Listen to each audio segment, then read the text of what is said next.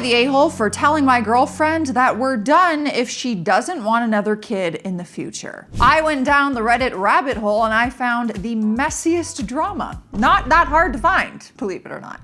Background, I'm 28 with no kids. My girlfriend is 26 and has an 8-year-old son from her previous relationship. She was with the guy since they were kids, but when she got pregnant, he dropped the ball. She had it pretty hard during the early years, and it was a huge struggle for her to balance work, school, and her son. She made it work and is now in law school. She bossed up. The kid's dad made a change about 3 years back when his own father passed away and has since been helping. We've been together for a year and 2 months and I really do love her. However, when we first got together, she did mention that she doesn't see herself having other kids because it was incredibly hard. She values her time alone when her kid is away, and she wants to travel with her son, being that he's bigger now. Also, that she has a school-age kid and doesn't want to start over with an infant. It was too early for me to complain about it or try to change her mind, and it wasn't brought up again for some time. Fast forward to last night. We were watching something and I mentioned that my coworker has left work to have her 4th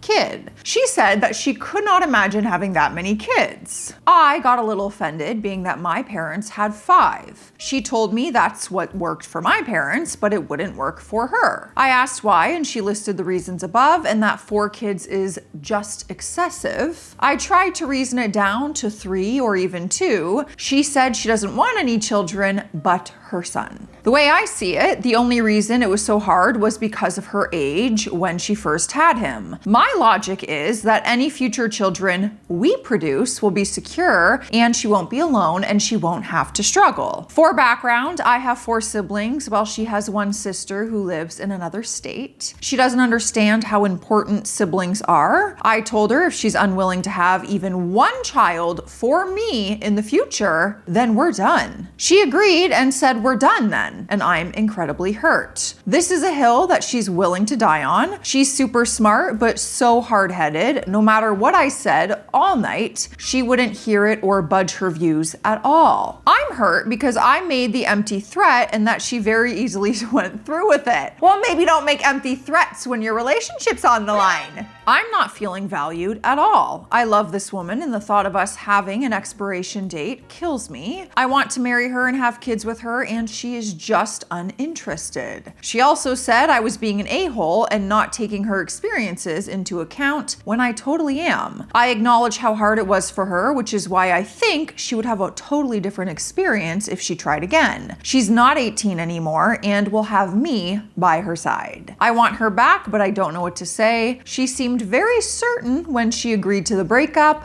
Please tell me, am I the a-hole? 100%. I just don't know if it's ever a good idea to try and convince someone to have children if they don't want to have children. Don't like that. I'm trying to think of it for mine. At this moment in my life, I have told you guys I do not want kids. I don't see them in my future. And truly, I don't know if I could be convinced to have them. I feel like I would just want to have them if I want to have them. I don't want the reason I'm having kids is because someone is begging me and trying to convince me to do it, rather than in my heart knowing I want to do that and I want to be a mom and I want to take that next step. Do you get what I'm saying? Is what I'm saying making sense? Not really. It is in my head. And I certainly don't think anything good comes from a threat of a breakup. So, you know, she called your bluff. We have an update though, so maybe they worked it out. Well, it's been about 3 weeks since my post and my breakup, and it took almost that full time to let it sink in what I've really done. I self-wallowed for some time and attempted to guilt trip her and get my siblings to talk to her for me. You're going about this all the wrong way. What a mistake that was. She called and ripped me a new one, worse than you guys did. Not surprised, buddy. She told me that she was thrilled we're not together and that I'm manipulative and disgusting. That left me really shocked, and I had to review my behavior over the time we had been together. I think over my life, and I always had an idea that with enough perseverance, anyone's mind can be changed. Not when it comes to this though. This isn't like, what do you want for dinner tonight? I don't know where I got this from. I guess I thought it was a sign of just being a strong person, like taking what you want from life, even when the chances are slim. It sounds stupid because it is. I reread my post just now and I cringed the whole way through. Even the language I used showed that she was right and I was manipulative. She's a human being and I didn't treat her with respect. I played with our relationship to get her to change her mind about something very important to her. I deserve what happened. I also have realized that our views on the relationship were a little different. She had never brought up marriage or anything, while it had crossed my mind almost daily because I really was so enamored. So I probably looked insane going on about having 3 children. It sounds so stupid to me now. Among the things she said on the phone, one was that she found my lack of respect for her body and her choices appalling. I wasn't asking her to be forgiven, but I wanted to express how much her and her son meant to me. And as most dumped people tend to do, I couldn't even give a shite about what I was complaining about in the first place. I miss going to the park with her and her son. Those days were nice and calm and I didn't even appreciate them. I have a lot of self-reflecting to do, and while I'm still sad, I know now that her dumping me was really for the best. It really sounds like this was a big eye-opener for you though. You're taking accountability, you're reflecting, you're seeing her side, you're replaying the conversation. I think this was a hard lesson learned. Yeah, this is a massive life decision and one that's a lifelong commitment, which is why it weighs so heavy on everyone in life to make that decision. Trying to convince her and then using a threaten to break up if you don't have children, well, probably not gonna work out then. I don't want them. Next story, unusual text messages between my wife and personal trainer. Doesn't sound good. My wife, 32 female, and I, 33 male, have been together for 5 years, married for 3. A year ago, she started working out with a personal trainer. She's lost weight and has really gotten into shape. Yesterday, while she was driving, she asked to put her address in Waze on her phone. That's some kind of app. I saw a text come in from her trainer, so I took a look through her text history with her trainer. The earlier texts were all just confirming times for sessions, but in recent weeks, they became more personal, like, "You look great today," and sharing funny TikToks. Earlier that day, my wife had texted him, "Thanks for the banana bread," with a wink emoji. Oh, and he responded with "anytime" with a wink emoji. I just feel like anytime there's a wink added, there's a little bit more, you know, a little bit more spice added. She didn't bring any banana bread home. Should I ask my wife what banana bread refers to? Maybe she left it at work.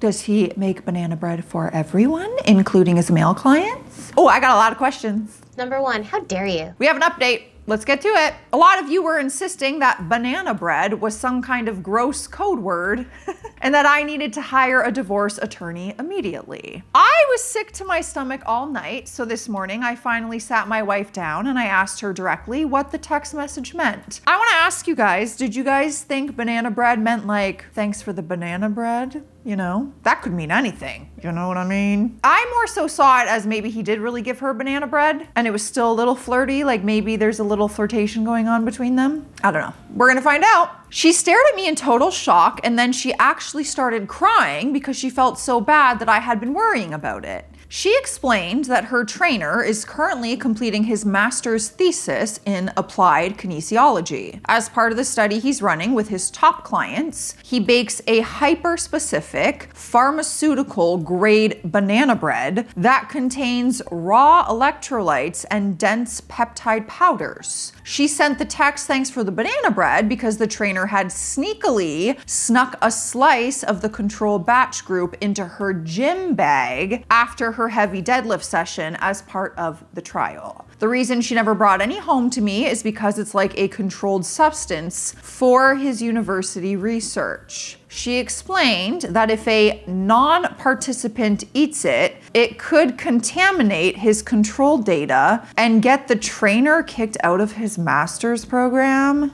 Okay. Sure, Jan. The wink emojis were just an inside joke between them because this thesis advisor is super strict about protocol, so sneaking her the extra slice was technically breaking the study rules for her benefit. Clear communication with your spouses is key. Listen, I don't know anything about kinesiology, and I'm not gonna pretend I do. But I don't know if I believe this. And maybe that's because I don't know enough. But all these little things, and I'm like, this really strict thing about this banana bread, and if her husband would have had a bite, oh my God, he would have failed. Like, you guys let me know. I don't know anything. I'm not the brightest crayon in the box. I don't even know if I deserve to have an opinion on this. But it still seems a little fishy to me. I don't know. Could be very innocent, but could also not be. What do you guys think? How are we feeling about this? Are we believing this banana bread? Is this real? Solid story? All right, next story. My brother didn't make me his best man. My brother is getting married in a few weeks and has put together his wedding party. He has asked me to be one of the groomsmen, and I agreed to it, just for a sense of background with my brother and me. We've never been close, not just because of a 6-year-old difference growing up, we're just completely different people. Neither one of us understands each other's hobbies or interests. We have no mutual friends, and now we live in different cities, about 5 hours apart from one another. To get a sense of how distant we are, we only see one another on major holidays. And when he phoned me late last year to be his groomsman, that was the first time in about 2 years we had spoken to each other on the phone. That said, there's no bad blood between us. Yes, we've had fights growing up, as all siblings do. It's never been tough to be around him. We both just recognize that we want different lives. So, back to the wedding. He asked me to be a groomsman, and his best friend of more than a decade is his best man. When my family found out, they all freaked out. They just kept yelling at him saying, he's your brother. How can you snub your own brother on such an important day? It's just dragging the whole thing down. He's picked a really logical person to be his best man, and I'm not only comfortable with him, but more importantly, he is too. Honestly, I hadn't even considered the idea that he would ask me to be up there with him at all. There is another side to this as well. I don't even want to do it. I hate weddings in general, but I can grin and bear it for the day, and I will. I won't be a downer on a day that is so important to them. What I can't do is give a speech as the best man is supposed to do. I am a horrible public speaker, and if he liked me, I wouldn't have any clue what to say. We don't do anything together, and we never really have, so I would not have stories to tell. Also, I'm terrible at planning things, so I would be the wrong person to plan his bachelor party. So that's where we are now. As much as I hate weddings, I respect my brother and his fiance enough that I want to be there on the special day for them, and I don't want this crap argument to cast a shadow over their day. I don't want them to look at wedding photos and then be reminded of all the arguing my family has put him through for snubbing me. Is there any way we can have a rational discussion about this? I can't even understand where my family is coming from. This is to me such a non-dispute that I can't really believe they took it up. There's a solution staring us all in the face that keeps all the necessary parties happy. Just don't make me the best man. But our family can't seem to accept this for some reason. Okay, that's very confusing to me. For sure, your first thought might be like, oh, you're not picking your brother? Understandably so, people might have assumed, but anyone who knew their relationship and was like, we didn't talk for 2 years before he called me to be a groomsman. You know what I mean? That makes perfect sense to me. Of course, he wouldn't be the best man if you've gone years without talking and you were never close. Why does the family care so much? Why would they do this? We're gonna find out, because we got the final update and it came over 4 months later. There seemed to be a bit of confusion in the comments, so I want to say again, I'm glad my brother picked the person he did to be his best man. I am honored to be one of his groomsmen, and I am completely on his side in this entire thing. So the main takeaway I got from the original thread was that I should be the person to shut our parents down when they throw a hissy fit over the fact that I'm not my brother's best man. Quite simply, I did what I could. As I now live in a different city to my family, I'm sure that I was not present for many of the fights my brother had to endure. When I visited my former hometown, I saw what they had to say, but I can only imagine that he had to take more crap than I ever saw. After the comments on my original post, I called my brother to make it clear that I am 100% on his side, and that while we're not exactly close as friends, I'm honored to be a groomsman for him, and that I thought he made a great choice as his choice for the best man. I also let him know that if anyone at all were to throw crap at him for his choice of groomsmen, he can defer them to me and I'll handle the fallout. That his choice for his side of the bridal party should not cast a shadow on their day. I never got a call, but my brother isn't someone to deflect conflict. At this point, I wasn't sure if anything more was said. Once I traveled out for the rehearsal and the wedding, I finally found out his groomsmen order. I was number 2, immediately behind his best man. Things went well and we all really were ready for the wedding. The wedding went well and my brother's best friend did a great job as best man. I could have never done what he did with the speech and the bachelor party. As our parents gave their speech, we both felt there was a bit of shade thrown his way. Nothing in the sense of we're mad that he abandoned his family and picked a friend as his best man, but more along the lines of family is incredibly important and no friendship can ever be more important than your family. Get over it! Oh my God, that's so annoying. I spoke to them that it was obvious to us that they were talking about it, and it was kind of obvious that they were at least still a little bit upset. I had to tell them again that I would have been a terrible best man and would have turned it down if he had offered it to me. At the end of the day, my brother and sister-in-law's wedding went well. I proudly stood behind my brother and his best friend, and while my parents threw some shade at the wedding, they didn't ruin it. Wild. I just think it's almost comical that they cared more than each other cared about what was going on, and it has to do with them. I don't even know if that sentence made sense. Next story. Am I the a-hole for kicking my girlfriend out of my place on New Year's Eve for scarring my little brother? What'd she do? We can all agree 2020 was a pretty crap year. Particularly for my family. I'm 29 male. We lost our dad at the beginning of the year after he had a heart attack, and my little brother, 12, had no one to take care of him. Our mom passed away when he was 3, so our dad was all we had left. Oh my gosh. Your poor family. My heart. I fought for custody and was appointed his legal guardian. Honestly, it hasn't been easy. We're still adjusting to these life changes, and my brother is taking it the hardest. 4 months, he was just not himself. Bad attitude, lashing out. I got him in therapy because I knew he was just hurting, plus the stress of the pandemic. His behavior has improved so much since then, even if sometimes there's days where he's a little withdrawn. Days before Christmas, he was feeling sad since it was our first holiday without our dad. That day, he asked me to be left alone. We had a talk to discuss his feelings, and I gave him his space after that. My girlfriend was over that day, and I went out to buy groceries. When I got back, my brother was out of his room and helping out. I didn't think anything of it at the time. Yesterday, my brother and I were out having some guy time before going back home to get ready for New Year's Eve. My brother opened up about how grateful he is for everything, and he hopes that I don't change my mind about taking care of him. I asked why he would think that, and he told me what happened. That day, when I was out, my girlfriend went to his room to tell him he needs to change his attitude and stop moping, her exact words, because he should be grateful I'm taking care of him at all, and that we could still hand him over to the state if we wanted to.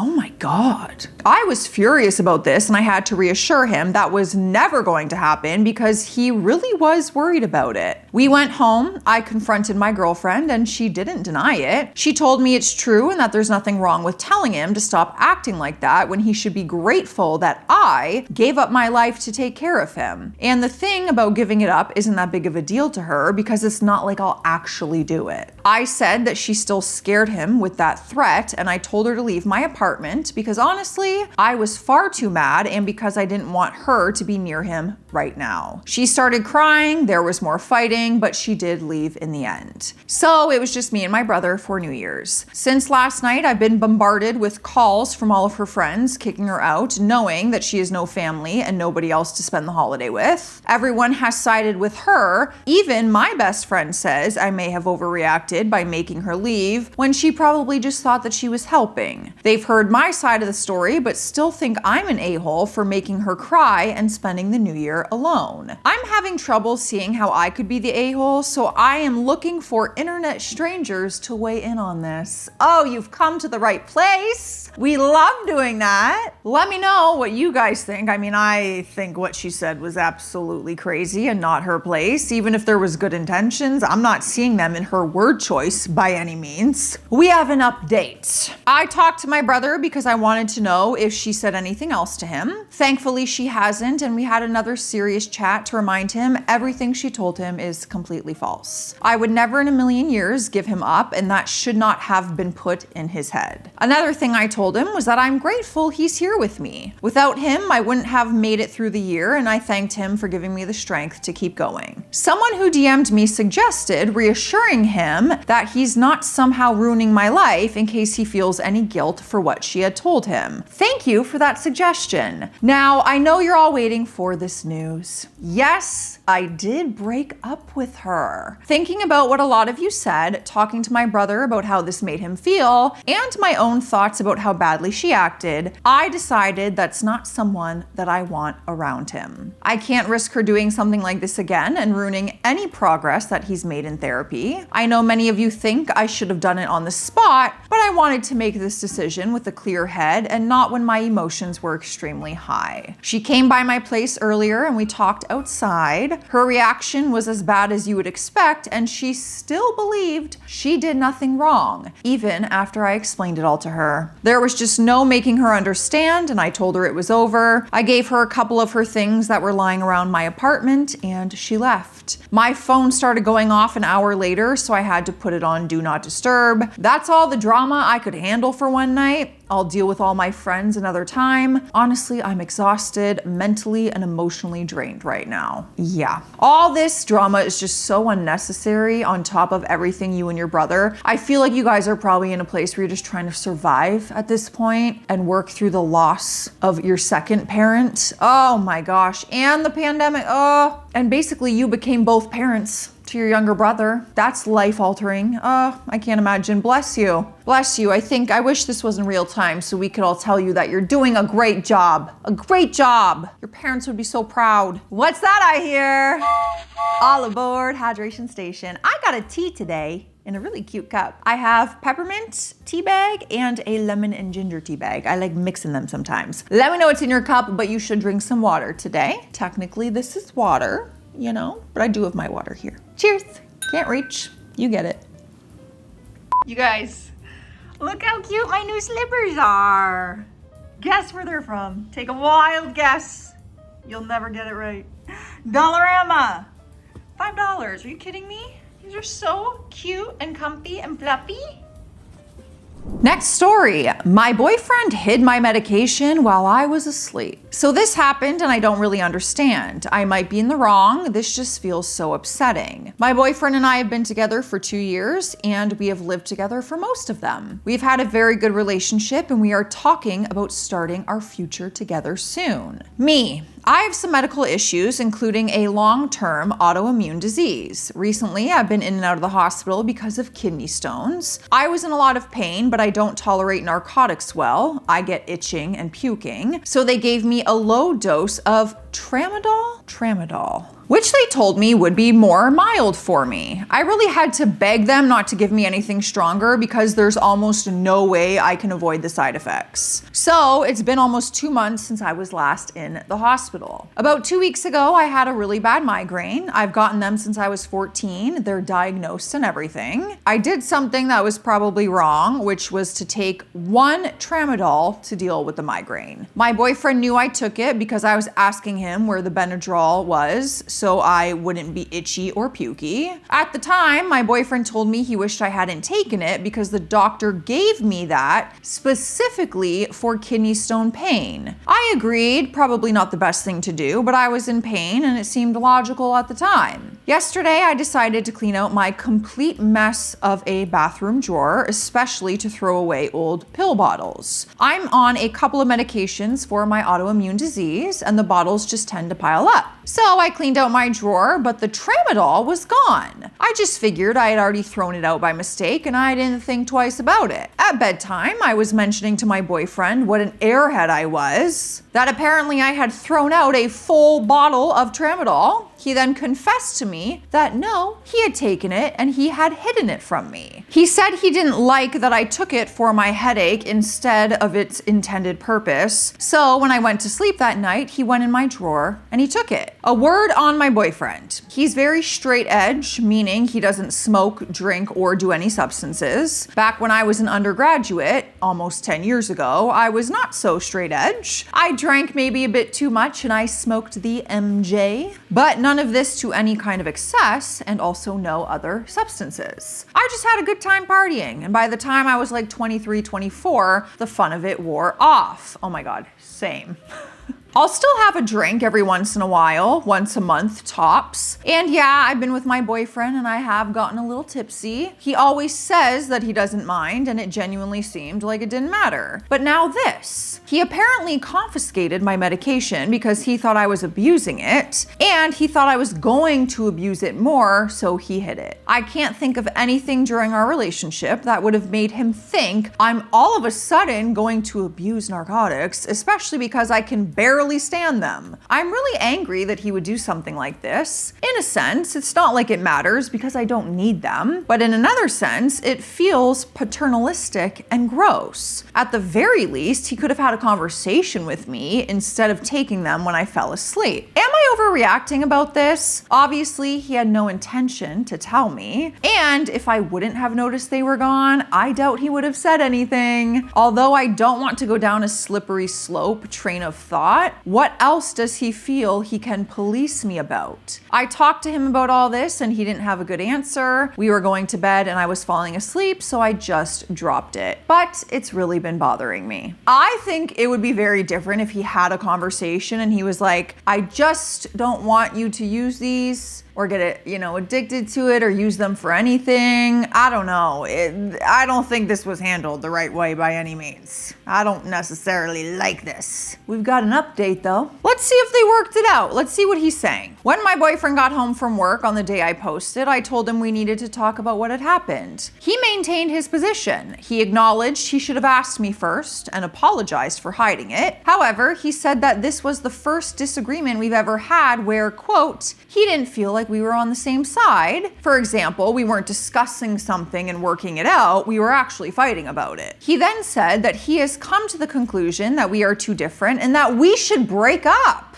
What? Okay, I guess. I mean, I've known all along that we are very different people, but we've been together for a while, and over all this time, he's always told me it wasn't a big deal. That us being so different was what made us good for each other, that there wasn't anything that we couldn't get through. This is a man that literally the day before I found out about the medication was talking in detail about how we were going to get married. He went to his parents for the weekend, which he had already planned on doing. He's coming home tonight. I've been home alone, boxing up all my stuff in preparation to move out. I've already found a crappy place that I can afford and I put the deposit down, but I didn't fill out the paperwork. I told him if he's really 100% about us breaking up, then I will go in on Monday and I will sign all the forms and be out of the house by next Saturday. It's definitely me who has to leave because he can afford to live in our house by himself, but I certainly can't. Also, I'm not on the lease, but that might turn out to be a good thing. He said he's only 60% sure that he wants us to break up, but he, quote, doesn't see another option. Okay, well, bye-bye.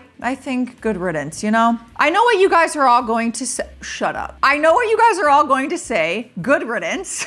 He was controlling, you'll be better off. But I'm really devastated. I'm not one of those people who ever thought that they would, number one, live with another person, number two, get so close to another person, and number three, even talk about getting married or having kids. Because of past trauma, I just assumed that I would go through life without another person, and I was becoming okay with that. But then I met this guy, I fell in love, and a lot changed. He really worked at getting me to trust him and to talk about the future and dream that there could be a future. Even though there have been incidents like this, for the most part, it has been a happy relationship. And now I just have to get up and move. We are going to have to be no contact, at least for me. You can't just get that close to someone and then still be in contact after you break up. Essentially, I'm leaving his life permanently. I'm stunned that this has been the outcome of this episode. I've spent the 2 days he's been gone just in bed, sleeping or crying. Every time I try to pack up my stuff, it's excruciating. I don't know how I'm going to make it through, and to make matters worse, my beloved grandma is in the hospital and her priest is giving last rites. I'm a wreck. Oh gosh, well this is just bad. Bad timing, girlfriend. It's a lot going on, and you're also physically not well. That's why you took